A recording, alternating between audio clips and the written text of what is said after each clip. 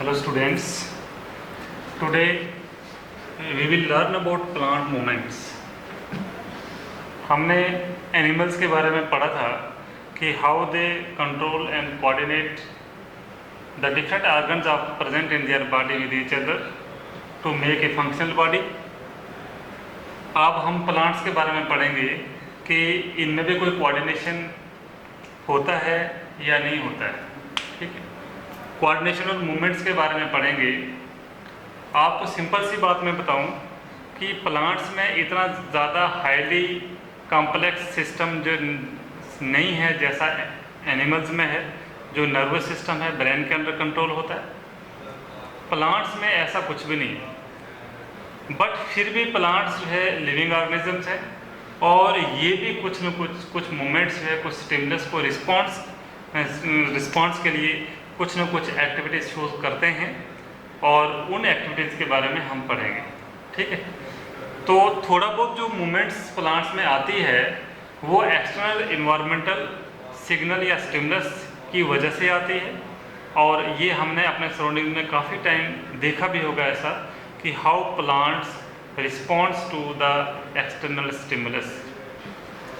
सबसे पहले जो प्लांट्स में जो मूवमेंट होती है वो या तो हार्मोन्स की वजह से होती है या तो स्टिमुलस जो है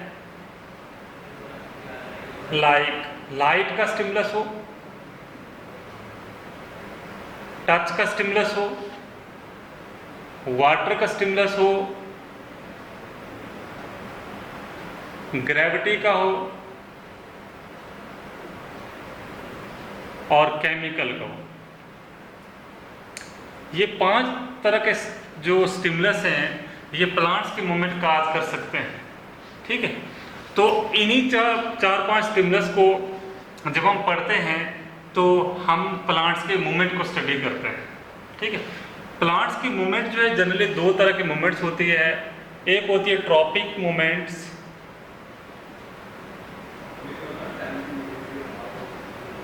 और एक होती है nastic movements.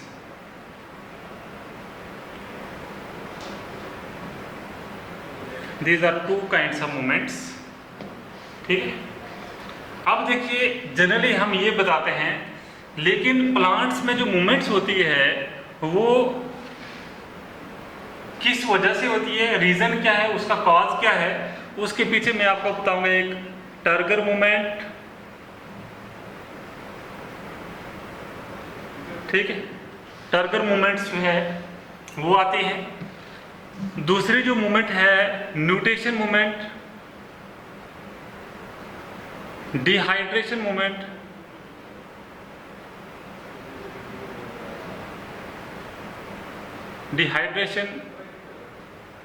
Movement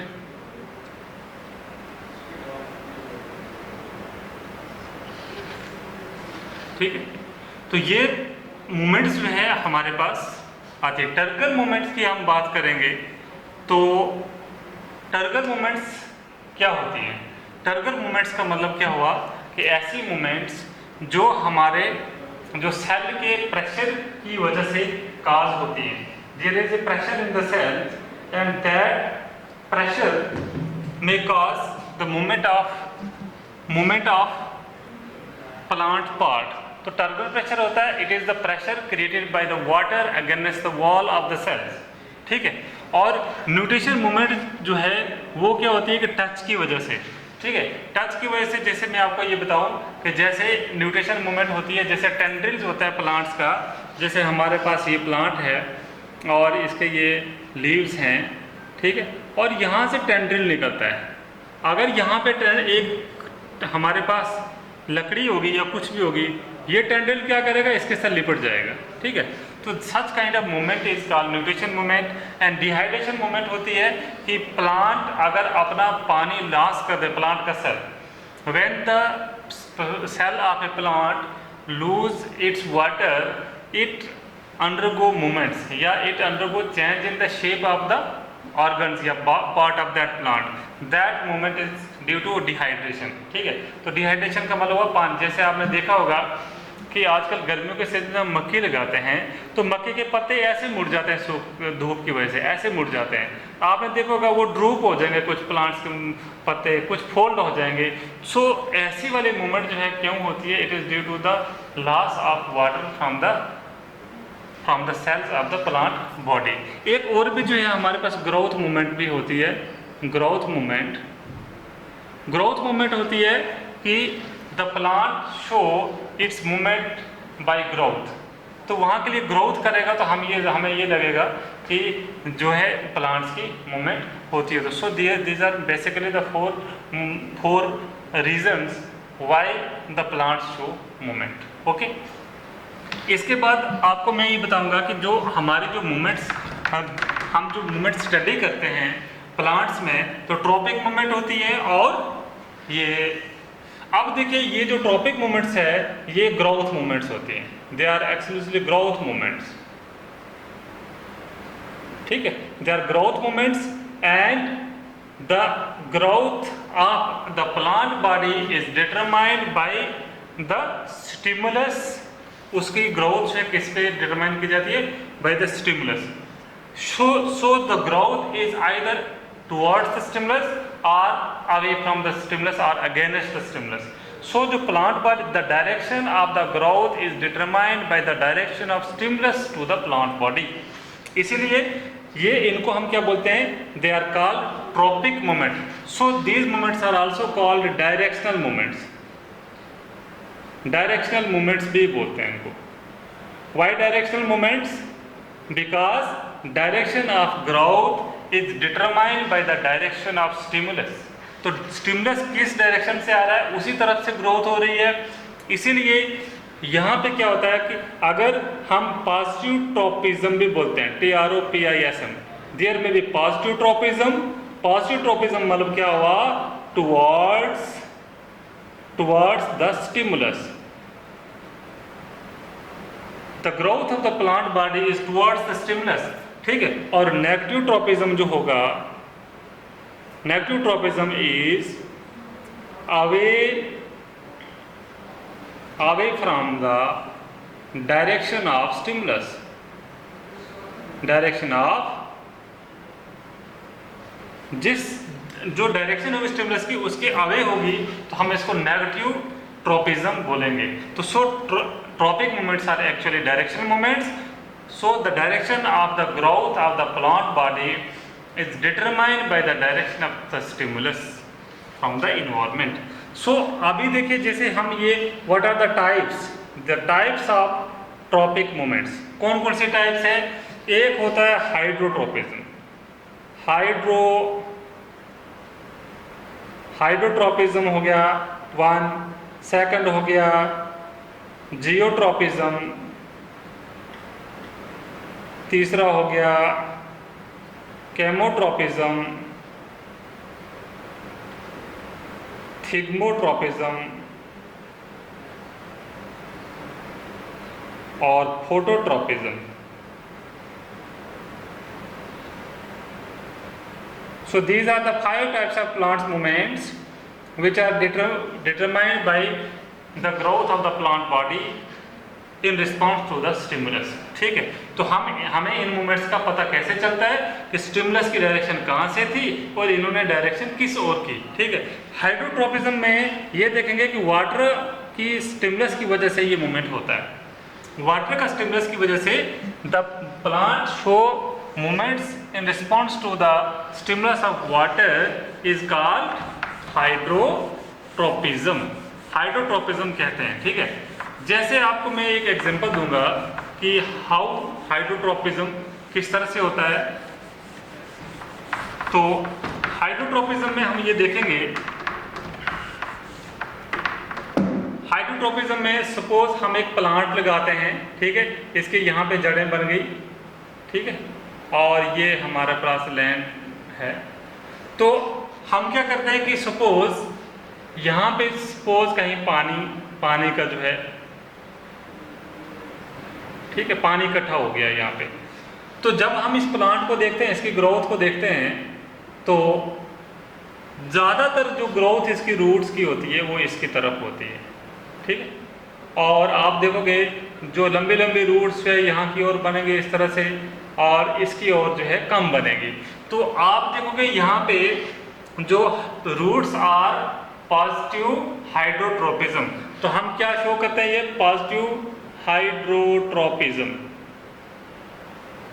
they show positive hydrotropism because the growth of the roots is towards the water present in the soil, और उस तरफ होता है, और इससे प्लांट्स को बेनिफिट भी होता है इस मूवमेंट से, क्योंकि पानी वहाँ से उसको जो है प्लेंटी अमाउंट में अवेलेबल होगा, मिल सकेगा, और इसकी ग्रोथ और जो भी बॉडी का मेंटेनेंस है सारा कुछ चलेगा इसका, ठीक है। तो हम इसको बोलते हैं जो है रूट्स आर पॉजिटिव हाइड्रोट्रोपिज्म, और उस प्लांट की जो शूट्स है ना ज़्यादा इसकी तरफ बनेंगे, ठीक है, इस तरफ से जो है शूट्स ज़्यादा उस तरफ बनाएगा ये, ठीक है। नेचुरली एक तरह का एक बैलेंस बना रहेगा, अगर इसी तरफ ज़्यादा शूट बनेंगे तो ये इस तरफ गिर भी सकता है। So such kind of movements जो है are present in the plants due to water, stimulus of water, and this is called hydrotropism, ठीक है। तो इसमें इस तरह से मैं आपको ये कह रहा हूँ हाइड्रोट्रोपिज्म क्या होता है। इसके बाद मैं आपको बताऊंगा केमोट्रोपिज्म क्या होता है, ठीक है। केमोट्रोपिज्म में आपको मैं बताऊंगा केमिकल की रिस्पॉन्स से जो नहीं सॉरी जियोट्रोपिज्म है, ठीक है,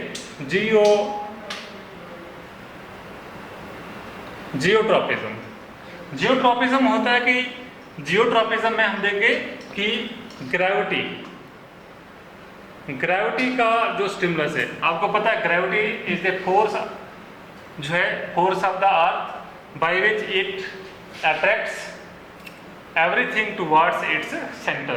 तो हम बताएंगे कि जो हमारी जो अर्थ है इसकी ग्रेविटेशनल फोर्स है, और इसकी ग्रेविटेशनल फोर्स क्या करती है, अट्रैक्ट करती है कोई भी चीज़ें जो है इसके ऊपर है, इसके जो सरफेस पे है टुवर्ड द सेंटर के लिए। तो यहाँ पे आपको पता है कि जियोट्रोपिज्म में क्या आता है कि जैसे आपको पता है कि प्लांट लगाओगे, आपने सीड लगाया, ठीक है, यहाँ पे सीड लगाए इस तरह से, तो कभी भी ऐसा नहीं होगा कि ये रूट्स इस तरफ बनेगी और ये प्लूम्यूल इस तरफ बनेगी, ऐसा होता है? No, never happens like this.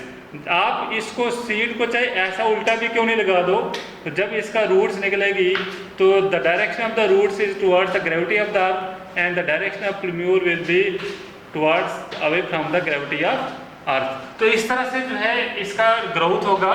तो हम ये देखते हैं कि दे आर पॉजिटिव जियोट्रोपिज्म, ये पॉजिटिव जियोट्रोपिज्म दिखाती हैं, और ये नेगेटिव जियोट्रोपिज्म दिखाती हैं। ये नेगेटिव जियोट्रोपिज्म दिखाएंगी क्योंकि the shoot is going away from the direction of the gravity अंदर के लिए खींच रही है, शूट जो है ऊपर के लिए जा रही है, तो ये अगेंस्ट हो गया, ठीक है। तो इसीलिए ऐसी मूवमेंट को हम बोलते हैं पॉजिटिव जियोट्रोपिज्म और नेगेटिव जियोट्रोपिज्म, ठीक है। इसकी डायरेक्शन का आपको पता लगा।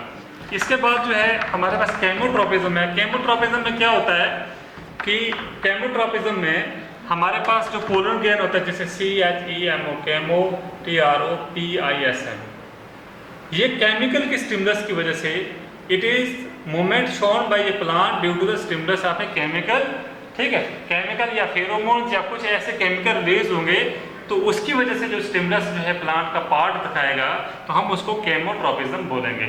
जैसे सपोज मैं बताऊंगा कि हमारे फ्लावर में जो है ये स्टिग्मा होता है, ठीक है, स्टिग्मा होता है, और यहाँ पे पोलन गेन आता है, ठीक है, यहाँ पे आवरी होती है इसको, ठीक है, यहाँ पे आवरी और अव्यूल्स होते हैं। तो अव्यूल्स के अंदर जो है क्या होता है, ये एम्ब्रियो सैक होता है, ठीक है, वहाँ पे एम्ब्रियो सैक से केमिकल्स रिलीज होते हैं, और वो केमिकल जो है ये कहा जाता है कि जो पोलन ट्यूब को डायरेक्ट करते हैं कि आप यहीं के लिए आओ। तो ऐसा कभी भी नहीं होता है कि पोलन ट्यूब वहीं के लिए जाके जो है वहाँ पे एंड होती है, ताकि अपना जो मेल गैमेट्स जो है वहाँ पे ड्रॉप कर सके और वहाँ पे फर्टिलाइजेशन हो सके। अब ऐसा तो कभी भी नहीं हुआ कि यहाँ पे पोलन गेन आया, इसको आंखें भी नहीं है, कुछ भी नहीं है, यहाँ से बाहर निकल जाए, ठीक है, नेवर लाइक दैट, ऐसा कभी भी नहीं होता है। But the direction of the growth of the pollen tube is by due to the direction of the chemical being produced from the embryo sac of the ovule. तो ovule के embryo sac में जैसे ये pollen tube है, pollen tube, so the direction of the pollen tube is the growth of the pollen tube towards the ovule is an example of positive chemotropism, तो ये positive जो है केमोट्रॉपिज्म है और ये केमिकल की वजह से ग्रोथ हो रही है, ठीक है। एंड इसके बाद थिग्मोट्रॉपिज्म होता है। थिग्मोट्रॉपिज्म होता है टच की वजह से, ठीक है। कोई कुछ भी चीज या प्लांट्स क्या करेगा, अगर जैसे सपोज मैं बताऊंगा कि सपोज यहाँ पे हमने एक सीड जो है लगा दिया, ठीक है। यहाँ पे ऊपर जो है एक पत्थर है, ठीक है। अब ये क्या करेगा, यहाँ से प्लूम्यूल निकालेगा, यहाँ से रेडिकल निकालेगा, ठीक है। इसको रूट्स को रेडिकल बोलते हैं और इसको बोलते हैं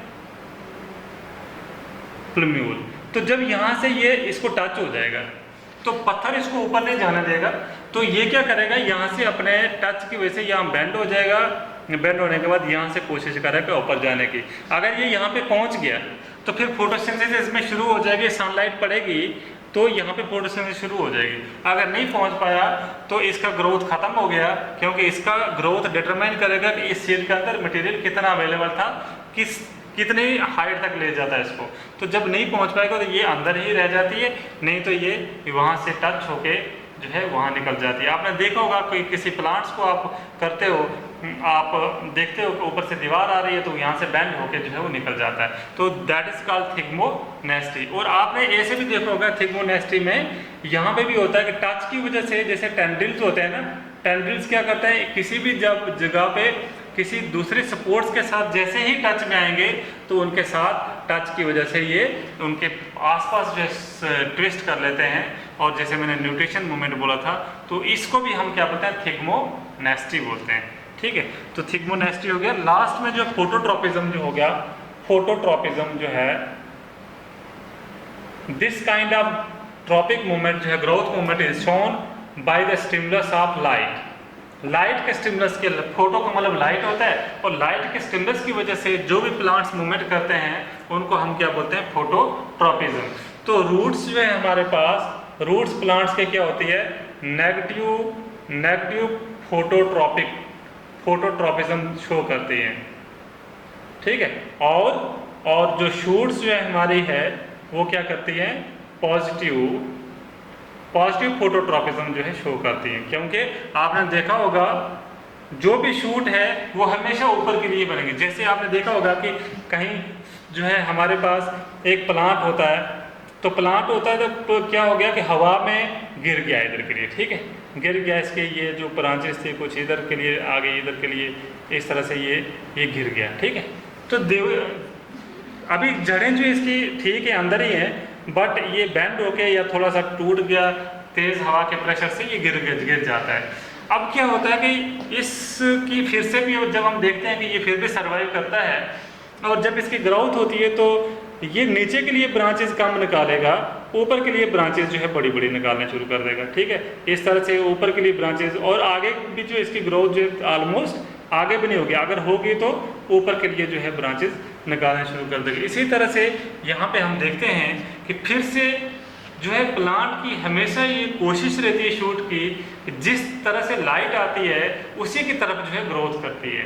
और आप एक एग्जांपल ऐसे भी देख सकते हो कि आपके घर में एक खिड़की है, खिड़की में आपने गमले में एक पौधा लगाया, ठीक है, बाहर इसके इस साइड जो है सनलाइट पड़ रही है, ठीक है, और अंदर जो अंधेरा है, जो भी प्लांट इसमें आप लगाओगे तो मैक्सिमम जो है क्या करेगा, ये इसकी शूट्स जो है वो बाहर की तरफ जो है ज़्यादा जो है होंगी ताकि उनको सनलाइट मिल सके। तो इसलिए हर प्लांट की ये कोशिश होती है कि मैं ज़्यादा से ज़्यादा सनलाइट लूँ, और सन की लाइट की ओर ही जो है ये अपनी ग्रोथ भी दिखाता है। तो this is called growth movement जो है which is shown by plant due to the stimulus of light, ठीक है। तो ये मैंने आपको बताया था कि these are the tropic movements, जो है ये ट्रॉपिक मूवमेंट्स हमारे आसपास होती हैं, ठीक है।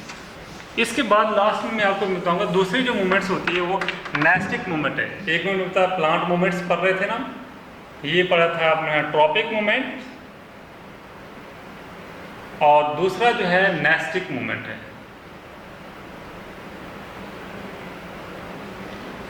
ट्रॉपिक मूवमेंट और नेस्टिक मूवमेंट, ट्रॉपिक मूवमेंट मैंने बताया they can be of 5 types and they are directional movements because the direction of the growth depends upon the direction of stimulus. अब यहाँ पे नेस्टिक मूवमेंट है may or may not, may or may not directional. Directional हो भी सकती है, नहीं भी हो सकती है। इसका मतलब इंडिपेंडेंट जो है ग्रोथ जो है, growth is independent upon the direction of stimulus. Direction of stimulus, growth of the plant body is independent upon the direction of stimulus. So there जो ये मूवमेंट करते हैं उनको नेस्टीज कहते हैं, नेस्टीज, ठीक है। तो plants movements are called nastic movements जो है। अब देखिए यहाँ पे जो है हमारे पास एक होता है थिग्मोनेस्टी और एक होता है फोटो नेस्टी। दो तरह की मूवमेंट्स जो है नेस्टिक मूवमेंट्स होती हैं, ठीक है, हमारे आसपास। थिग्मोनेस्टी का मतलब क्या होता है? थिग्मोनेस्टी का हो गया किसी प्लांट को टच करोगे तो उसके प्लांट जो है या लीव जो ड्रूप हो जाएंगे तो हम उसको थिग्मोनेस्टी कहेंगे, ठीक है। जैसे छुई मुई प्लांट है, ठीक है। तो छुई मुई प्लांट जो है आपको पता है टच मी नॉट इसको बोलते हैं, touch me not, touch me not. तो टच मी नॉट प्लांट जो है वो क्या करता है कि जब हम इसको टच करेंगे तो वो ड्रूप कर देगा उसके लीव्स, ठीक है। तो ड्रूप कर देगा, जब हम टच नहीं करेंगे आस्ता आस्ता फिर वो अपने जगह पे आ जाएगा। तो आपने सबने देखा होगा कि टच मी नॉट प्लांट्स के बारे में आप वीडियो भी देख सकते हो, सर्च मार सकते हो गूगल्स पे कि टच मी नॉट प्लांट कैसा होता है। लेकिन इसके मैं अंदर बताऊं कि ये कैसे होता है कि टच मी नॉट प्लांट का जो पल्विनस होता है, पल्विनस हो गए जो यहाँ पे सपोज ये जो है जहाँ से ये पत्ते लगे हुए होते हैं, ठीक है। एक प्लांट्स का जो ये स्टॉक होता है लीव्स का उसको पल्विनस बोलेंगे। The cells of the pulvinus has large intercellular spaces, और इंटरसेलुलर स्पेसिस ज़्यादा होने की वजह से क्या होता है कि water from the cell is migrated to the intercellular spaces and hence जो है ये ड्रूप हो जाता है, ठीक है। अब एक्चुअल में क्या प्रोसेस होता है, जब हम इसको टच करेंगे electrical signal is generated. Electrical signal generate होता है, वो सेल से सेल ट्रांसफर होता है, वहाँ पे हार्मोन रिलीज करते हैं। That hormone cause the migration of water from the cells of the pulvinus to the intercellular spaces. जब उनका सेल जो है से वाटर लॉस हो जाता है तो उनका प्रेशर कम हो जाता है, और प्रेशर कम हो जाएगा तो ये ड्रूप हो जाते हैं, ठीक है। जब ड्रूप हो जाएंगे और फिर जब हम टच नहीं करेंगे 15 से 20 मिनट तक जो है अगर हम उसको अनडिस्टर्ब रखें तो फिर से दोबारा जो है वो अपने पोजीशन पे वाटर आ जाता है। Water diffuses back into the cellular spaces and hence they regain its original position. So this kind of movement है, it is not directional movement. Direction of the movement is not determined by the direction of stimulus. Only when we touch the plant's body, then it cause the movement. ठीक है, इसको हम क्या बोलते हैं? Thigmonasty. तो touch me not is the best example of this thigmonasty. इसके बाद लास्ट में जो है फोटोनेस्टिक मूवमेंट है। तो फोटोनेस्टिक जो मूवमेंट है उसमें हम देखते हैं कि it is the movement that is caused by the stimulus of light.